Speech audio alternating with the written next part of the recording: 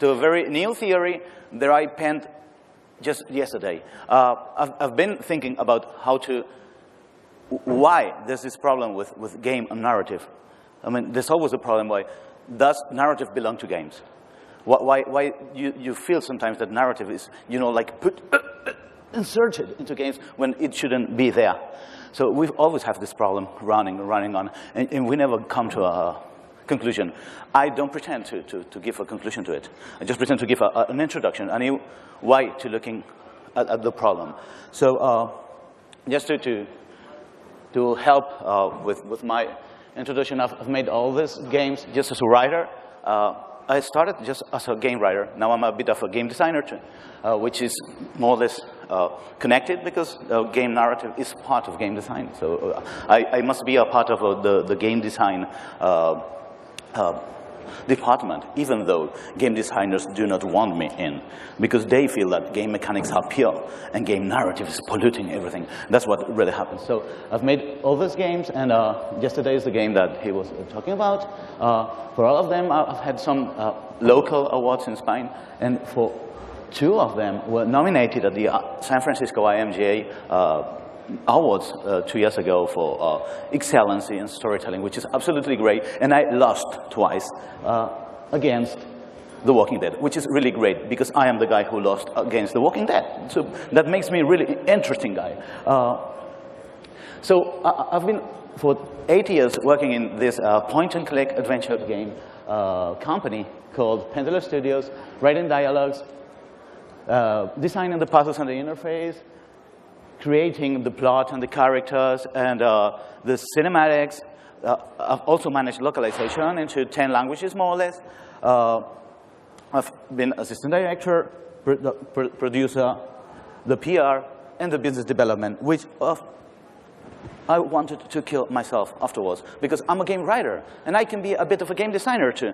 But doing all of this, that was like hell to me. So I quit, and I stopped, and I went freelance, and I went to just write games for other people. So I'm a gun for hire. I've never written my own game. I've always written somebody else's game. Right now, there's 5 games written by me that are waiting to be released. This one is a small platformer. This one is a game for Save the Children, which is a very cool game that tells children which are their rights, but in a very funny way, let's say. Like saying children that they have the right to play. And that this is a very great thing that you can tell in a video game. Of course, Josue, which is almost being finished right now. Blues has just started as an Xbox One game, pretty much more in the Telltale new tradition, but with shootings, which is great. And I started a new adventure just 1 week ago, and I cannot tell you about it. Okay, I'm also a game localizer from English into Spanish. I've translated like 30 or 40 games. Some of them are real great. Papers, Please, you all know about it. It's my favorite game of last year. And working side by side with Lucas Pogue and telling him how his game should be in Spanish was great, because I've come to work with one of the most intelligent guys in the whole games industry. Okay, so that's all. I was telling you that this is a very new theory. I finished it yesterday. So everything can break up. And so tomorrow, there may be someone that says, hey, everything that Josue said was crap. And maybe that guy will be me. So please.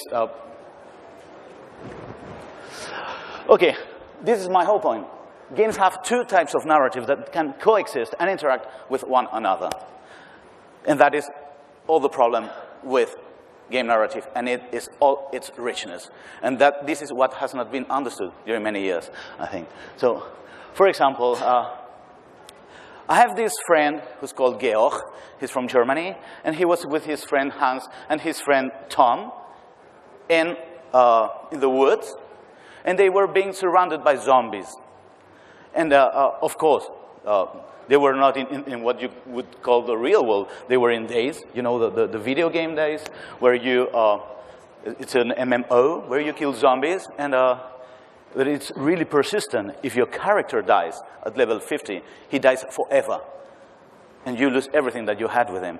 And other players can go and you know, steal you of your inventory, and they just go away. If you fall off a second floor, then your character breaks his legs, and he must crawl for the next 2 months. So it's very, very persistent. Another game mechanic which is cool about Days is that if you kill zombies, nothing bad happens to you. But if you kill another character, then you have a red aura around you. So all other characters know that you are a player killer, which is, you know, like turning you into an asocial. So my friend Georg with his friends Tom and Hans were in the woods, and they were being surrounded by zombies. There were a lot of zombies, and they were going to be killed.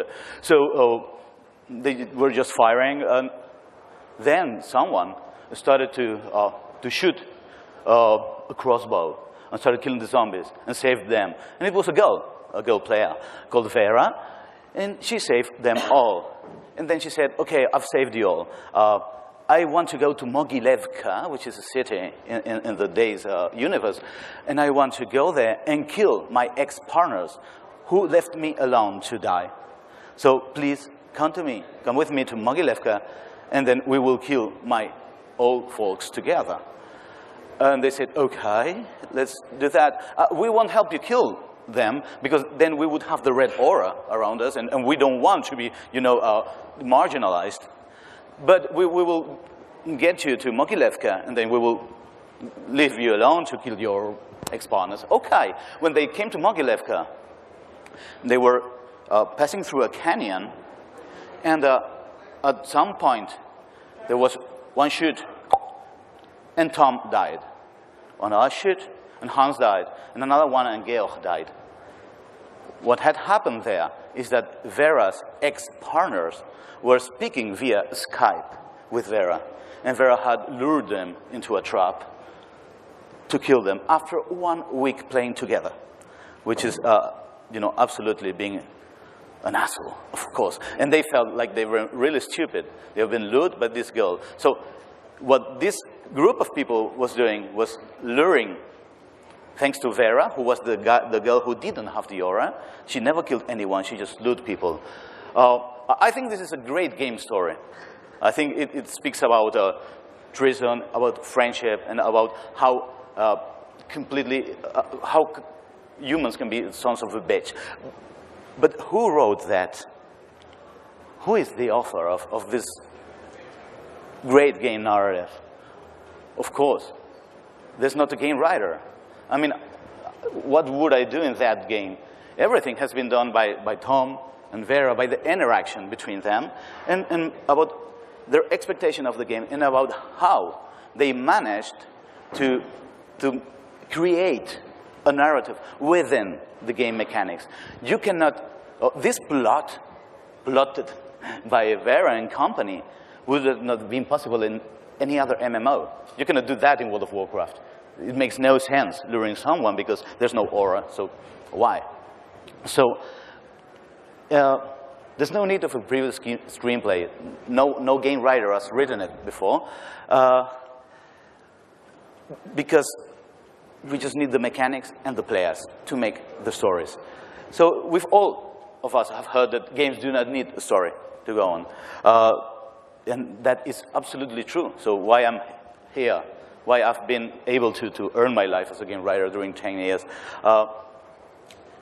Games have a narrative that is made by players while they play.